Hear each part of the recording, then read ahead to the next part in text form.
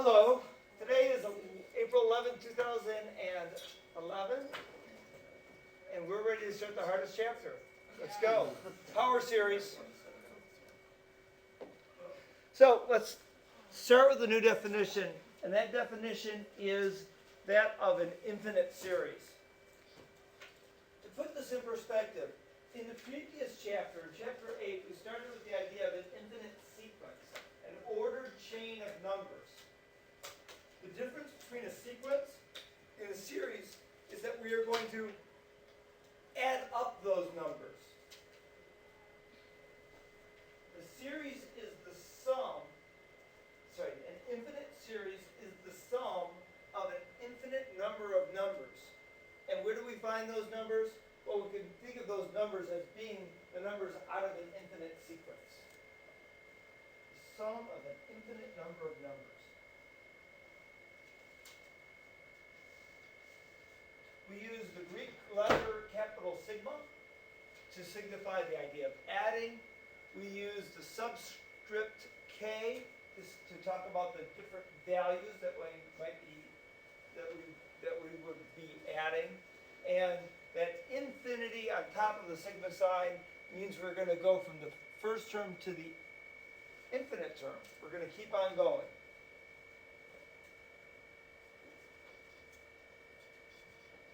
Infinite sum of numbers.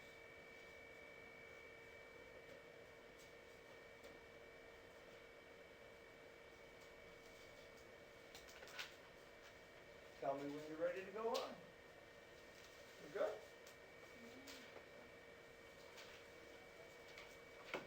Here we go. No.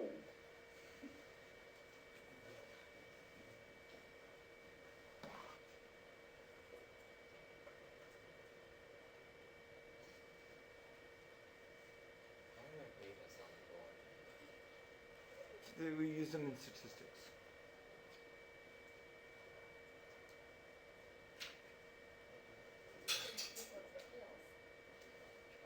First one that was really long tail.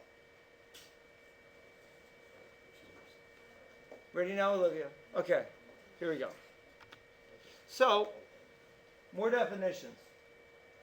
We can talk about partial sums in these infinite series. Now, what does that mean? Well, let's say we've got in our mind this sequence a sub 1, a sub 2, a sub 3, a sub 4. We're using the letter A to signify the term in whatever position, the first position, second position, third position. We have the second symbol S sub 1, S sub 2, S sub 3. S sub 1 is just the first term, a sub 1. But S sub 2 is the sum of a sub n and a sub 2.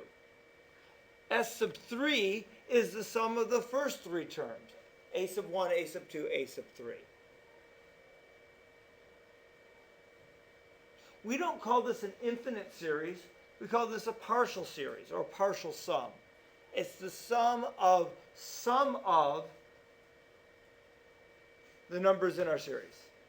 Two different sums. Wait, what's the difference between that definition and the one you just gave us for infinite series? Well, in the infinite series, we're talking about adding them up, all of them. Okay. And usually we use the letter S to signify the sum of the infinite number of numbers.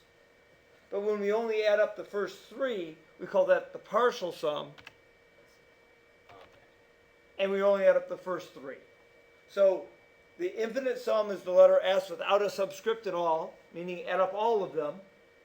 The partial sum is to add up to and including the subscript that matches there. Okay. Think we got partial sums? Why is it just not called like a finite sum? Some people do call it finite sums. All right. And by the way, of course, we talk about the S sub n, the partial sum up to the nth term, as being the sum of those terms up to the nth term. remember a sub k, k has the value 1, and then k gets the value 2, and then k gets the value 3, and this says go from k equaling 1 to k equaling n. If you're a programmer, you see that as your typical for loop. Now, would you like have a function instead of a sub k or? Oh yeah, a sub k is going to be replaced with some expression in it. Yes. In fact, we're growing towards that right now. Right? By the way, we have this interesting idea. Say we have a partial sum. Let's call it S sub n. That's the sum of the first n terms in our series. Well, S sub n, if we said what happens as n goes to infinity, what we end up with is the real sum, S, the sum of the infinite number of numbers. That is, if that sum actually exists. You can imagine some sequences which are, if we add them together, we don't get some particular value. How about this sequence? Or sorry, this series. I'll present it in series fashion. 1 plus 1 plus 1 plus 1 plus 1. S sub n in this case is going to be n. The partial sum up to the nth term would be from the first term to the nth term. The partial sum would be n. What about the infinite sum? So I keep on adding 1 again and again and again. It doesn't go to any particular value. We would say that that series diverges. But some infinite series converge. How about this infinite series? 0 plus 0 plus 0 plus 0, so on and so forth. That infinite series, that infinite sum, is equal to 0. It's equal to a particular value. We say that that series converges. And what we're going to be looking at a lot in this chapter is, can you look at a series and figure out whether it converges or diverges? And in some cases, we can figure out convergence and divergence, and some of them we can actually figure out what they converge to. Everyone okay with this? Because I'm ready to plow on. Plow on then. Oh yeah, there's diverges. Okay. I mentioned it, but it wasn't in writing. Otherwise, we say the series diverges.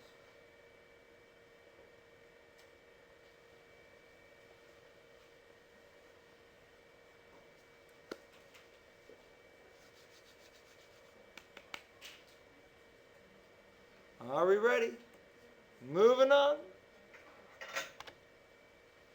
How about this series?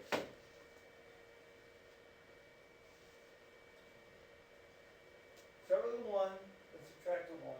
Sort of like adding a negative 1. Add another 1, add another negative 1. Does this series converge? No. No? Okay. Why not? Okay. We could say that S sub 1 is equal to 1. Again, the same. Just look at the first term. What about S sub 2? It's 2. It's 0 because it's 1 minus 1. And then S sub 3. And then S sub 4. Okay? And so, does this value, S sub n, converge to any particular value as n goes to infinity? No. So does this series converge? And you indeed say, correct. No, it does not.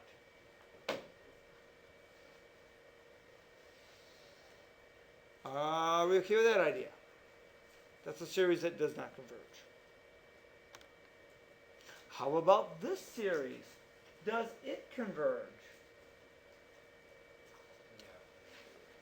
Yeah. Yeah?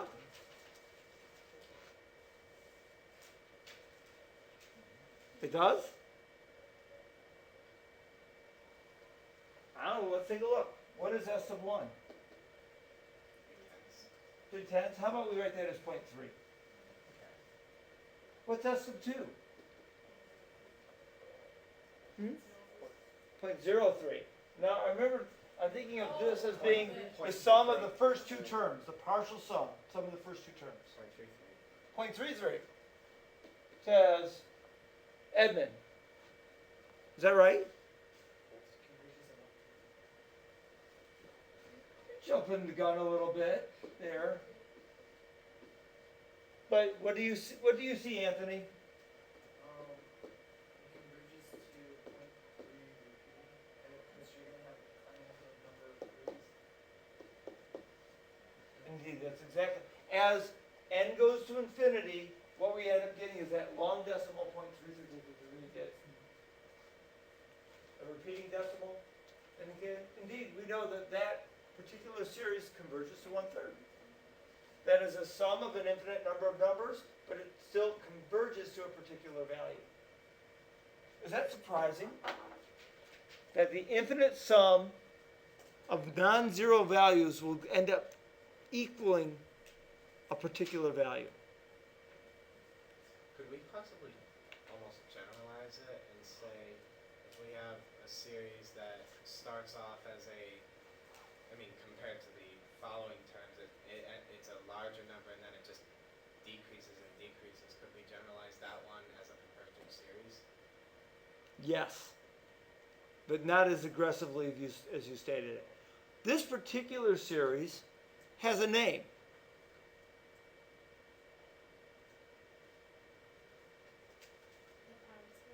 Nope, not the power series.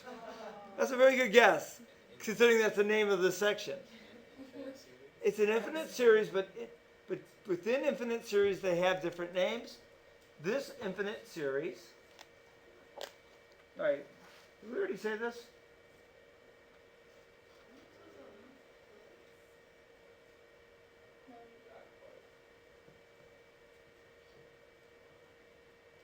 Oh, okay.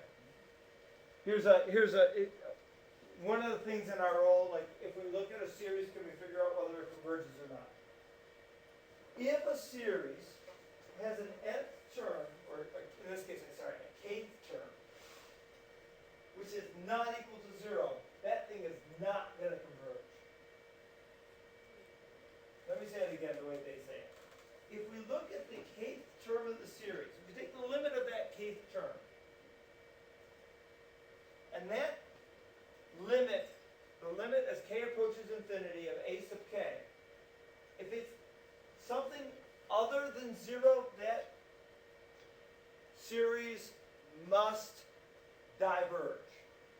In the box they say, if a series is convergent, it means that the kth term, the limit of the kth term as k approaches infinity is equal to 0.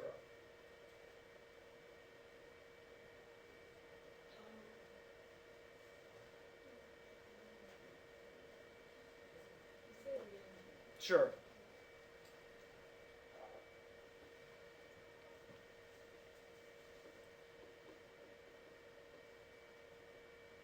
If this converges, one thing that I know is that the limit as k approaches infinity of a sub k is equal to 0. I don't get a convergent series if the things as you go on in time, if they don't get closer and closer to 0.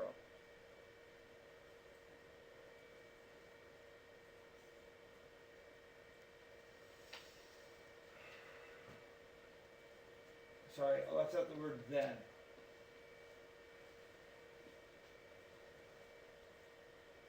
If an infinite series converges, then the terms must get closer and closer to 0 as we go on. Another way of writing this, which is slightly different. So is that what Edmund just said, but it's No. it's so slightly different that I want to spend a moment talking about why it's different than what he said. All right? If the limit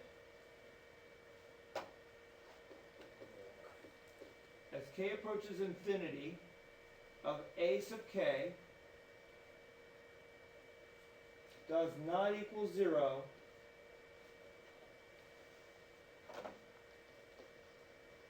then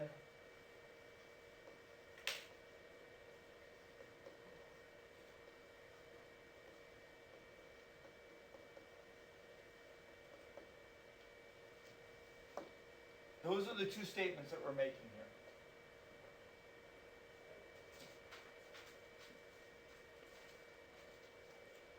What about the last one when it get converged to infinity? How does that look? Well, in that last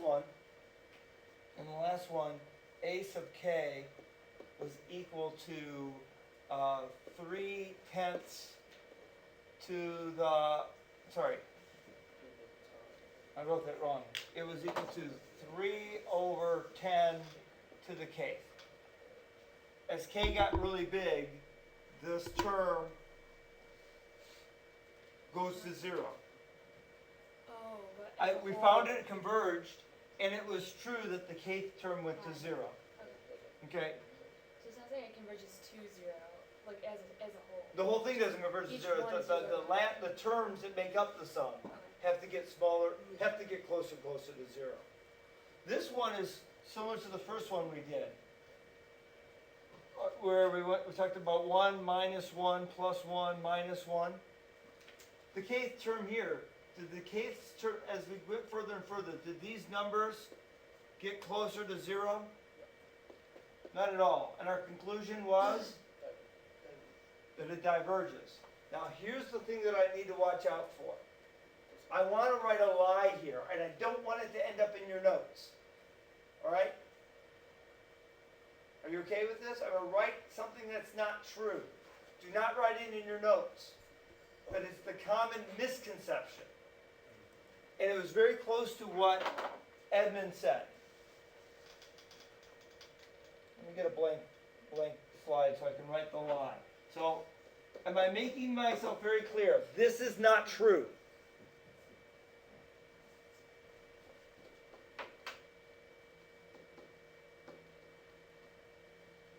It's supposed to be a K.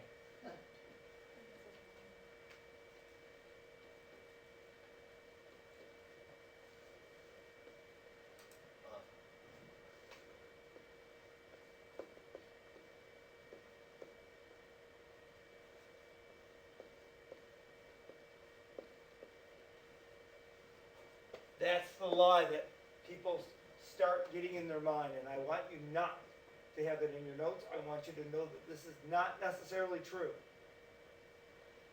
You say, isn't that what was written on the previous slide? No. It was said, if it converges, then we know that it goes to 0.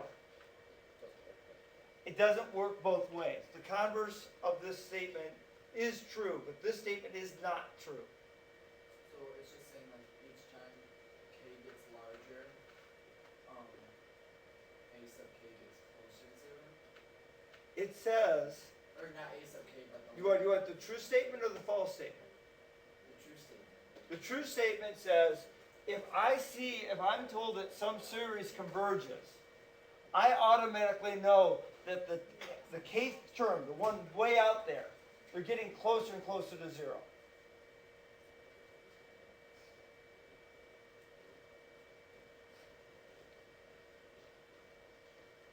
Here's a real famous series. This series looks like 1 plus 1/2 plus 1/3 plus 1/4. You see how k is taking on the value 1, and then it got the value 2, and then it got the value 3? Is it true that this term goes to 0? Yeah. But that series goes to infinity. Not all series where they go to zero are convergent. But all series that are convergent, the nth terms or the kth terms go to zero. Can you hear that very fine distinction there? Okay. Yes. By the way, the name of this series, this is called the harmonic series. So the harmonic series is a what's that?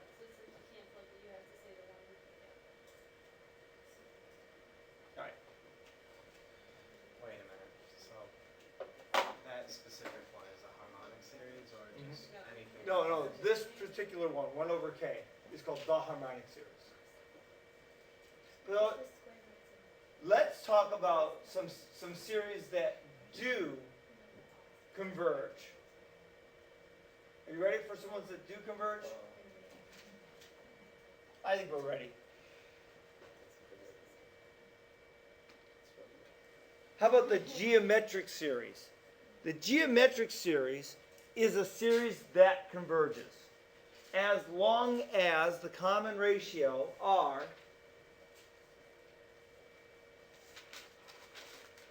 is between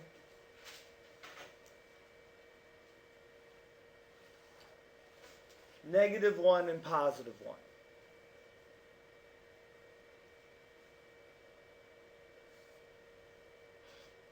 The common ratio, as long as it's between -1 and +1, can't be -1, can't be +1, but if it's between those two values, that infinite series will converge. And the example that we did to start out with, the one that converges to 1/3, it's an example of a geometric series. What's the common ratio in this case? I'm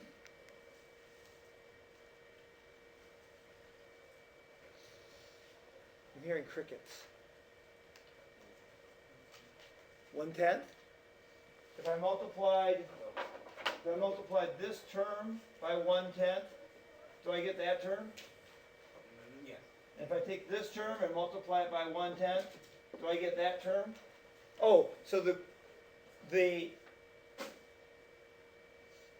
common ratio in this case is 1/10. Is 1/10 in the range between -1 and +1? Or as the book might put it, is the absolute value of 1/10 less than 1?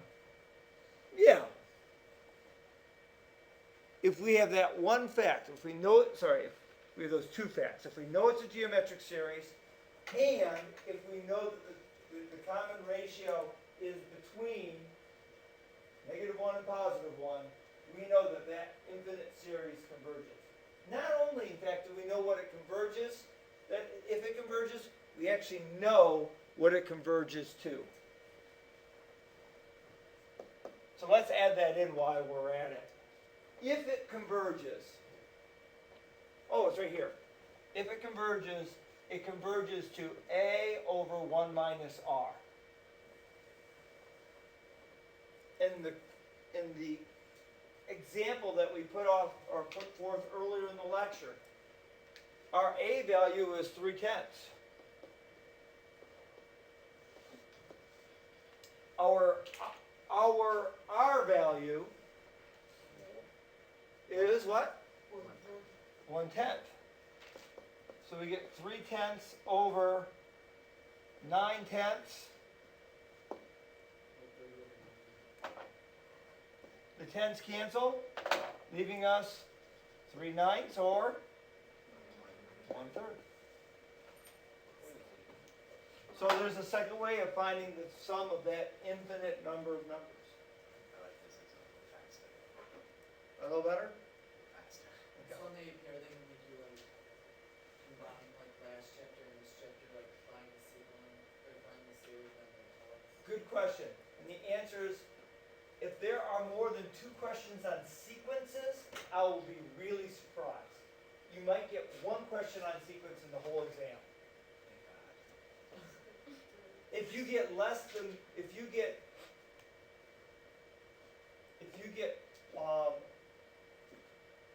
be surprised that there's fewer than 4 questions on infinite series. So sequence is a building block towards series. Series is where the points are. Alright? Okay. Are we done with this slide? So glad to hear that we are done. Alright. So, here's an infinite series. It happens to be geometric. Can you tell me if it converges? And if it does converge, what does it converge to? Convergent. Convergent? Because r is less than 1. Very important. Got to be not only less than 1, but it's got to be greater than negative 1. Well, on the previous slide, I wrote it 2 different ways.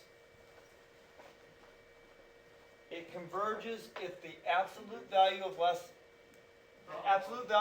is less than 1, which is a fancy way of saying that r is between negative 1 and positive 1. So it converges. What does it converge to? Well, as we said, it converges to a over r plus 1. What is a? It's just a fancy way of saying what's the first term? 3. Okay? If I put 1 into here, this gets 1/2 to the 0th power. Yep, the first term in that series would be 3. The next term would be 3/2. The next term after that would be 3/4. ... But we know we can just use the general formula that it converges to 3 over 1 minus 1/2, which is 3 over 1/2, which is equal to 6. So it converges, and it converges to 6.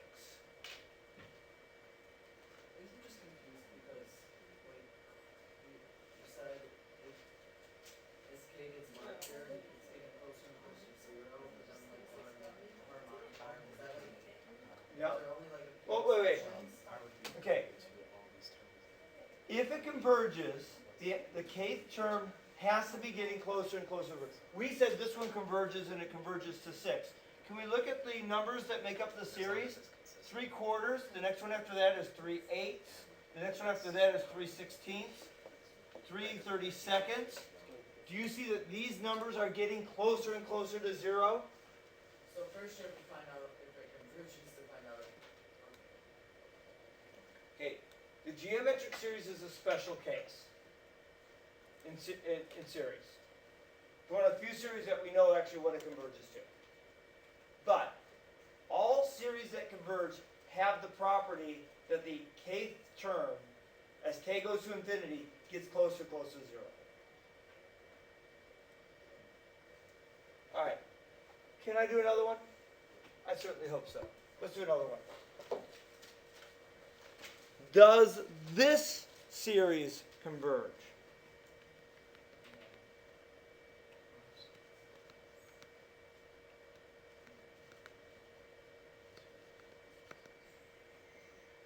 What may be going on in your mind right now is you might be asking the question, is it a geometric series? Because it's the only one that we really know much about.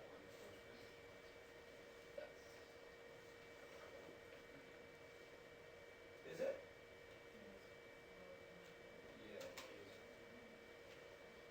Okay. If it's a geometric series, what's the a value? Great. If it's a geometric series, what's the r value? Negative 1/2. And then we say, hey, is negative 1/2 in that special range of numbers that cause divergent geometric series? Yeah, it is. This series converges. What does it converge to?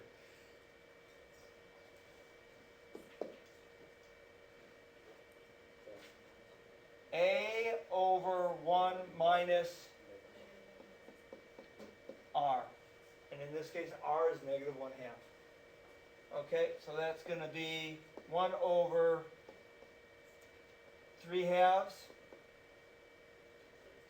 2/3.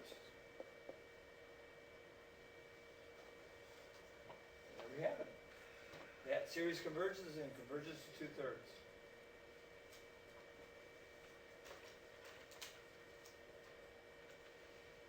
Good? Are you convinced it actually converges to 2/3? Yeah. You are? No, it would be, actually what we did, Olivia, is more like proving it. But, I don't have a calculator going, do I? I would like to, I would say, although from a mathematical standpoint, it's like we presented a theorem. Geometric series with these properties converge, and they converge to this. But do you know it? Right here? You'll take my word for it.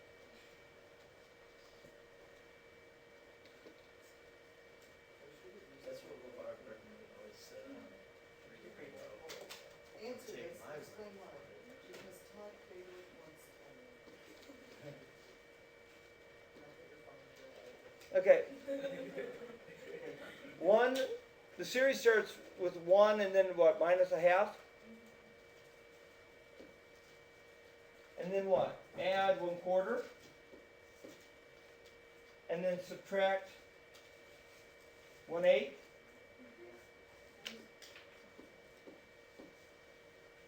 And then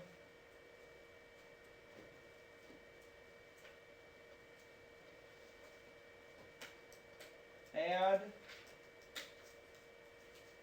1/16, and then subtract 1/32, and then add 1/64. Does it look like that number is continually getting closer and closer to 2/3? Yes. Yes, it does. So when I go minus 128,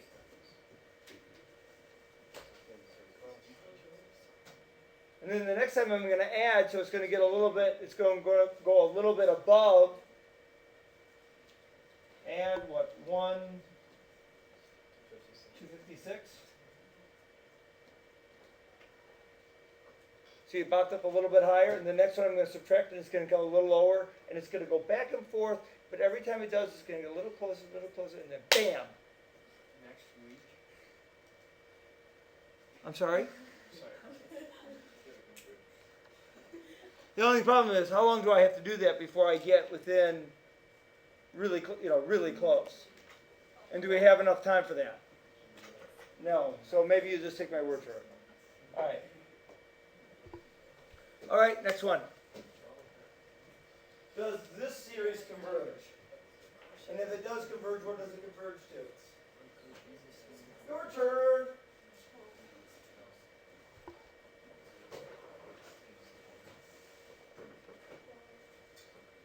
Do you have your number right now?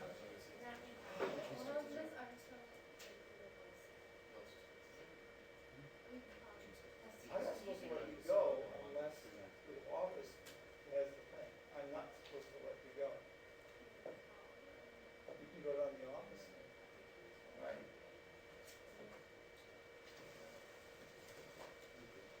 All right. Hey, dog. Yeah. Doesn't K have to be some sort of integer for this to come in? In this notation, it's basically saying it's understood that K is an integer, and in this version, K is starting at 0. Okay. Say the same thing.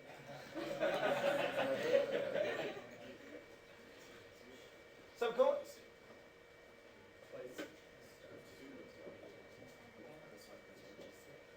Is it clear from back there that K is starting at 0 in this case? All right. So have you answered a couple questions? Is it a geometric series? What would the first term of this geometric series be, Charlie? 1. I agree. What's the second number in this geometric series? That's 3/5. What's the next number in this geometric series? 9 25ths plus dot dot dot. So do we have enough evidence that this geometric series converges?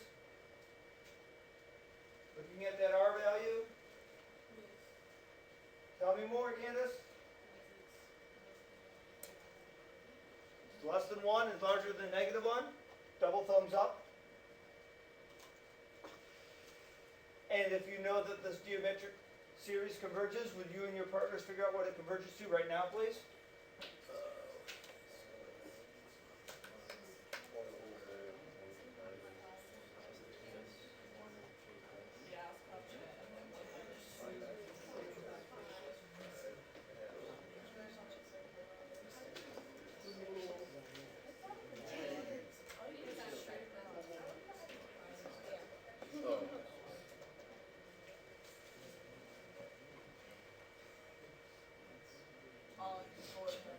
On my forehead? You can try to read my mind. My forehead.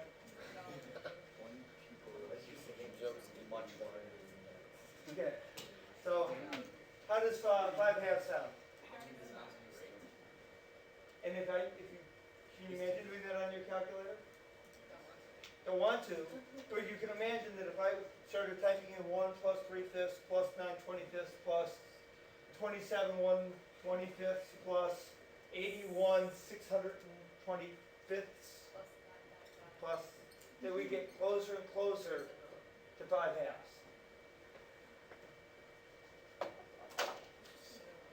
Ready for the next slide? Here we go.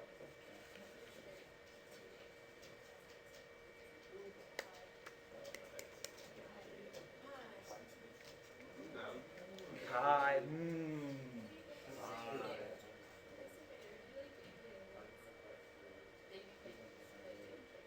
I don't know how they compare.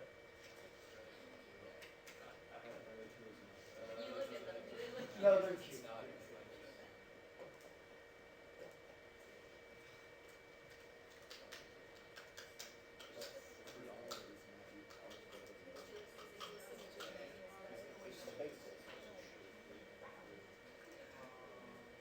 Is it a geometric series? Yes.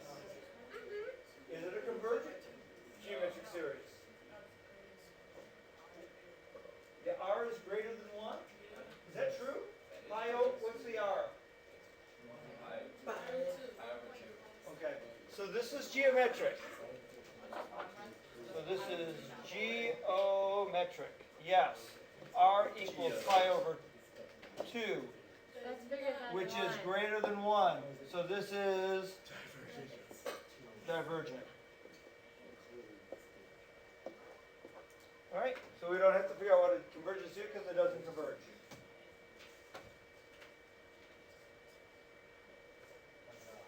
Huzzah! Golly!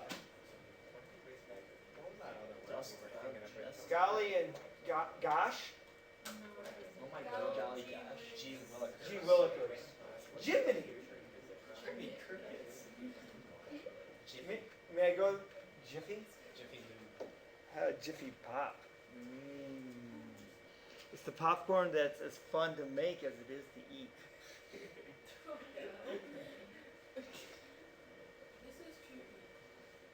This is tricky. Why is this tricky? We don't know what X is. But could we say still that it is geometric? Yes. Okay. And if it is geometric, what is the common ratio? X. X. Okay, great. So I might put in a little condition if the absolute value of X is less than 1, which is another way of saying that X is between -1 and 1. If this is true, this series converges, and it converges to 1 over 1 minus X. Now, This is an incredibly powerful statement, and I want you to appreciate this. We have two things. One of them is an infinite series. That's the thing on the left-hand side. And it's going to be, if it's convergent, it's equal to the thing on the right-hand side, which is a function. So could X be X, X is, in this instance, X has got to be a constant. And not only just a constant, it's got to be a constant in that really narrow band of values, but an infinite number of numbers on one side, a function on the other. Let me clear off the writing, and let's move forward to the slide. So, an infinite series may be equal to a function. In this case, the series 1 plus x squared plus x cubed plus x fourth, so on and forth, can be equal to the function 1 over x. Let me show you what I mean. Here is the graph of 1 plus x squared. That's not the whole infinite series. This is the sum of the first three terms. And you get that particular graph. You know what? If I add the next term, I'm going to get a slightly different graph. There it is there.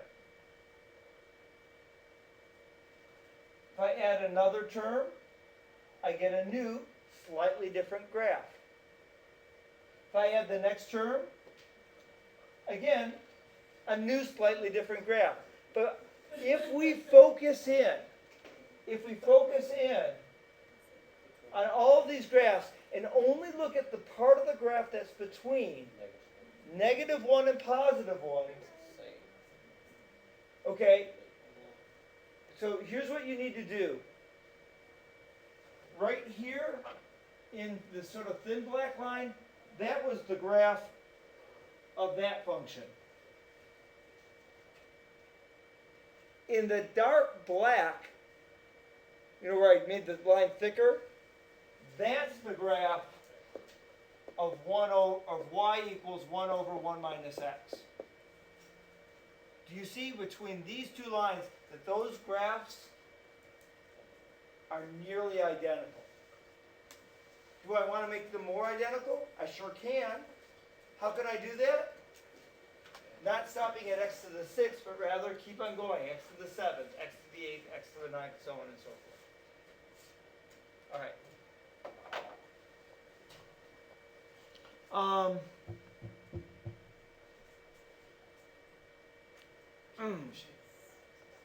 Let me see what's next. Let's just stop. Go ahead and write that down. This will be our last slide for the day.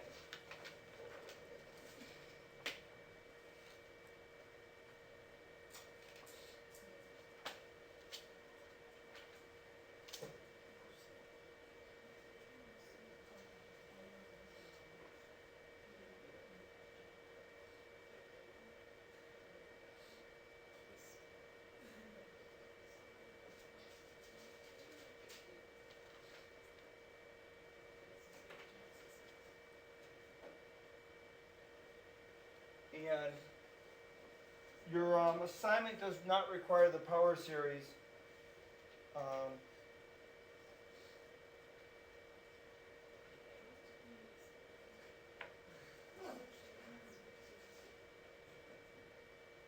You now have the ability to do section 9-1, problems 1 through 25 odd. And I'd like you to work on that. All right? We'll pick up tomorrow on this slide and start talking about the power series. All right? No? No? Okay. You guys are flatlining on me. Or you're just trying to figure out what that says. I don't understand the difference. I'll start on this slide. Get in your notes and then I'll translate it into English. Alright.